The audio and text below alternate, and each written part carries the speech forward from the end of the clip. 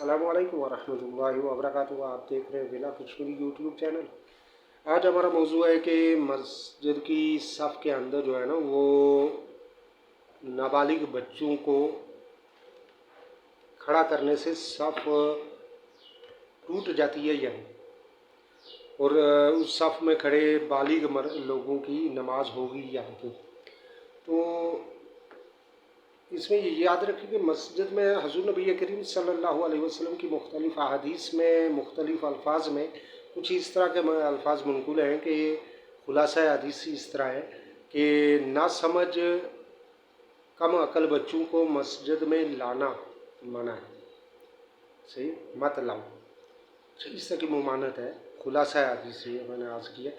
तो कम उम्र और कम अकल, ना समझ कम अकल, ये बच्चे कौन से हैं? ये बच्चों की यानी वो पैदाइश से लेकर तकरीबन 2.5 से 3 साल की उम्र तक के बच्चे जो हैं वो कम अकल और नासमझ होते हैं, क्योंकि उन्हें ये नहीं पता होता कि हमारा हम जहाँ पे बैठे हैं यहाँ पे पाकी है नापाकी है, ये मस्जिद है इसका अदब करना है, यहाँ पे क्या हो रहा है क्या नहीं हो रहा है।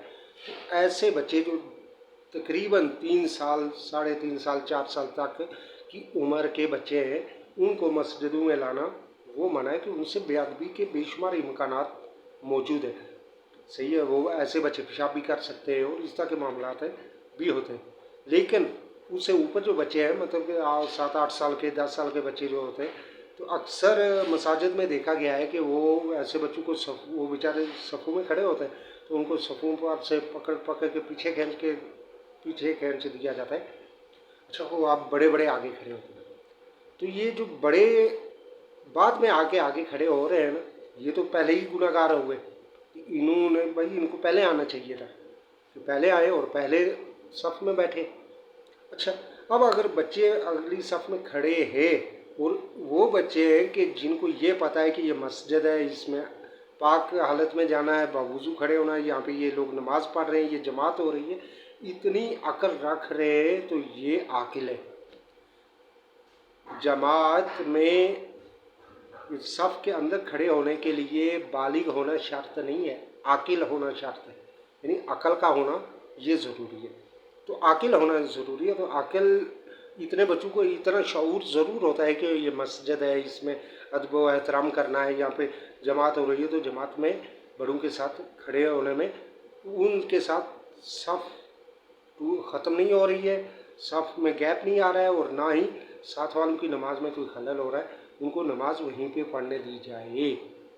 एक तुर्क बुज़ुर्ग रहमतुल्लाह ताला अलैह का कौल है कि अगर जब तुम्हारे नमाज के जमात के दौरान पीछे अगर बच्चों की आवाज़ें आ रही हैं तो समझ जाओ कि तुम्हारी आने वाली नस्लें जो है वो अल्लाह और रसूल की फरमा बरदार है। और अगर तुम्हारे जमात के दौरान पीछे बच्चों के खेल कूद की शोर शराबे की आवाज़ें नहीं आ रही हैं तो समझ जाओ कि तुम्हारी औलाद आइंदा आने वाली नस्लें दीन से दूर हो जाएंगी। बड़ा जन्नाटेदार चमाटा है ये फरमान उन बुज़ुर्ग रहमतुल्लाह अलैह का। आज अगर देखा जाए तो जिस स्पीड के साथ हम लोग बच्चों को मसाजिद से दूर करते हैं ना, या सफ़ों में से दूर निकाल देते हैं, तो ये असर उन बच्चों पर लाइफ टाइम रहता है और फिर वो मस्जिदों में आने से डरते हैं, क्योंकि ये डर पैदा हो जाता है। ये हित की इज़्ज़त होती है बच्चों की, उनकी भी इज़्ज़त है यार। उनको आपको किसने ये इजाज़त दे दी कि आप उनको गले से पकड़ोगे, बाजू से पकड़ो और पीछे निकाल दो, धकेल दो? आप हो कौन अल्लाह के घर में जो आप इस तरह इन बच्चों के साथ जो है ना वो बर्ताव कर रहे हैं? बिल्कुल कतई नहीं, इस चीज़ की इजाज़त नहीं है। और जब वो आकिल है, उसे पता है कि ये नमाज हो रही है, जमात हो रही है या मस्जिद है और इसके आदाब क्या है, इस चीज़ का मालूमात है जिस बच्चे को, तो वो बच्चा तो सफ़ में खड़ा होने के अहल है। और ऐसे तो बेशुमार बड़े आपको मिलेंगे कि जिनको सफ़ में खड़ा होने का अकल नहीं होता है, जिनको नमाज पढ़ना दुरुस्त तरीके से नमाज पढ़नी नहीं आती। पहले तो उनको समझाओ या उनको निकालो, फिर इन बच्चों को आगे, क्यों ये बच्चे तो मुस्तकबिल है, दीन का मुस्तकबिल है, या कल आने वाला कल है आपके दीन का। اور اگر اپنے دین آنے والے کل کو ہی آپ مسجد سے باہر نکال دو گے یا ایسے بدظن کرو گے تو پھر یقین مانو کہ آپ کی مسجدیں ویران ہو جائیں گی. لہٰذا بچوں میں 2-2.5 سال سے کم عمر کے جو بچے ہیں ان کو مسجد میں نہ لائیں. اچھا اب پھر ترک کے اندر چلے جائیں، خصوصاً ترکی ممالک ترکش علاقوں میں مساجد میں یہ چیز دیکھنے میں آئی ہے کہ وہاں پہ ہر مسجد کے اندر مین گیٹ سے اندر صفوں کے بالکل پیچھے بچوں کے لیے پلے گراؤنڈ بنائے جاتے ہیں. وہاں پہ بچے کھیل رہے ہوتے ہیں، شور شرابہ مچا ہوتا ہے، بچے آپس میں کھیل رہے ہیں اور ان کے والدین جو ہے والد جو ہیں وہ نماز پڑھ رہے ہوتے ہیں، بھائی نماز پڑھ رہے ہوتے ہیں. اچھا پھر بعض مساجد میں یہ بھی دیکھنے کو آیا ہے کہ وہاں کے ائمہ جو ہیں وہ بھی بعد میں آ کے نماز سے فارغ ہو کے ان کے بچوں کے ساتھ کھیلتے ہیں تاکہ ان بچوں کو پتہ چلے کہ یہاں پہ نماز پڑھی جاتی ہے، یہاں پہ بچے مسجد میں آنے کے عادی ہو جائیں، چاہے وہ کھیلنے کے لیے آئے ہیں. آج وہ چھوٹے ہیں وہ کھیل رہے ہیں، کل وہ بڑوں کے ساتھ کی نقل کرتے ہوئے مسجد میں نماز بھی پڑھیں گے. اور ہمارے یہاں کیا ہو رہا ہے کہ وہ بیچارے جو غریب کے بچے وہ نماز پڑھنے کے لیے آ گئے تو ہم انہیں وہاں سے صف میں سے نکال کے پیچھے چلے جاؤ، کونے میں چلے جاؤ، یہ وہ تم شور کر رہے ہو. ارے بھائی یہ آج شور کر رہے ہیں، کل یہ اس مسجد کے امام ہوں گے، یہ کوئی خطیب ہوگا، کوئی امام ہوگا، کوئی علامہ ہوں گے، کوئی شیخ الحدیث ہوگا.